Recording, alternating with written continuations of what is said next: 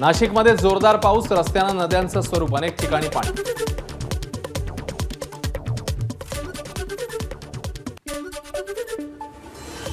अर्ध्या तासाच्या पावसात स्मार्ट सिटीच्या कामाचं पितळ उघडं. गोदावरी नदीपात्रात मिसळलं ड्रेनेजचं पाणी. दुतोंड्या मारुतीच्या पायाजवळ ड्रेनेजचं पाणी जात असल्याचं चित्र उघड.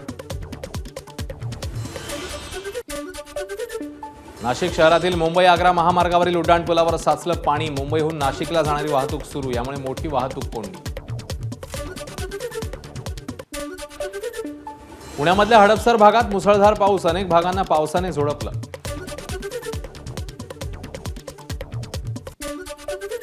यवतमाळमध्ये विजांच्या कडकडाटासह पाऊस. हा पाऊस पिकांसाठी फायदेशीर ठरत असल्यानं शेतकऱ्यांमध्ये आनंदाचं वातावरण. दारव्हा यवतमाळ महामार्गावरील अडाण नदीमध्ये दुचाकी वाहून गेली. पुलावरून दुचाकी नेत असताना पाण्याच्या प्रवाहामुळे घडलेली घटना.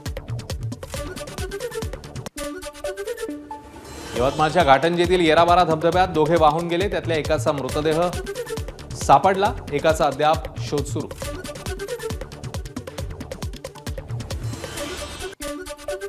वाशिम जिल्ह्यातल्या अनेक भागात जोरदार पाऊस, विजांच्या कडकडाटासह पावसाची बॅटिंग. धरण क्षेत्राच्या पाण्याच्या पातळीत मोठी वाढ होणार. अकोल्याच्या अकोट तालुक्यात ढगफुटीसारखा पाऊस. रुईखेड गावातल्या अनेकांच्या घरांमध्ये शिरलं पाणी. दुसरीकडे शेत शिवारात पाणी साचल्यानं पिकांचं नुकसान. सलग दुसऱ्या दिवशी सिंधुदुर्गात पावसाचा जोर कायम. कुडाळ, सावंतवाडी, दोडामार्ग, वैभववाडी भागात पाऊस. जिल्ह्याला येलो अलर्ट जारी.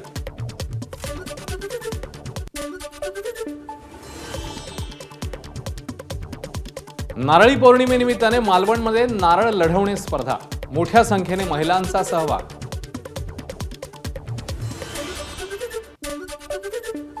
जालन्यामध्ये जोरदार पावसामुळे नदी नाल्यांना पूर. धांडेगाव इथल्या पुलावरून नागरिकांचा जीवघेणा प्रवास.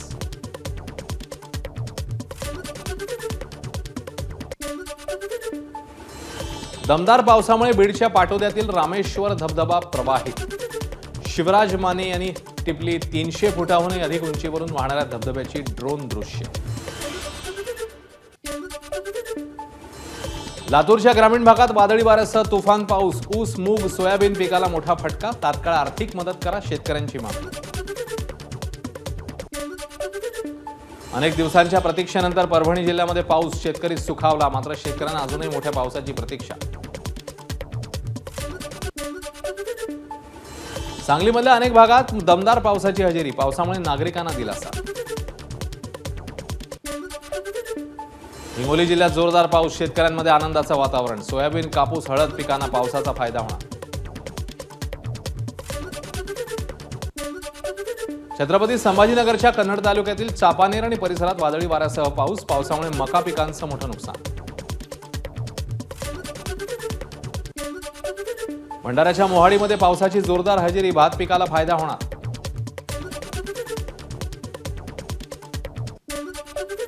दोन आठवड्याच्या विश्रांतीनंतर जळगाव जिल्ह्यातल्या अनेक भागात पाऊस. भुसावळ, मुक्ताईनगरमध्ये वादळी वाऱ्यासह मुसळधार. उकाड्यापासून नागरिकांना काहीसा दिलासा.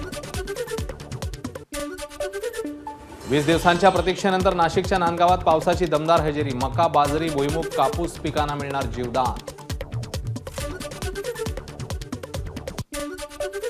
काही मिनिटांसाठी झालेल्या पावसाने नागपूर जिल्हा परिषदेच्या उपाध्यक्षांच्या शासकीय निवासस्थानात शिरलं पाणी. सरपंचांच्या बैठकीला फटका.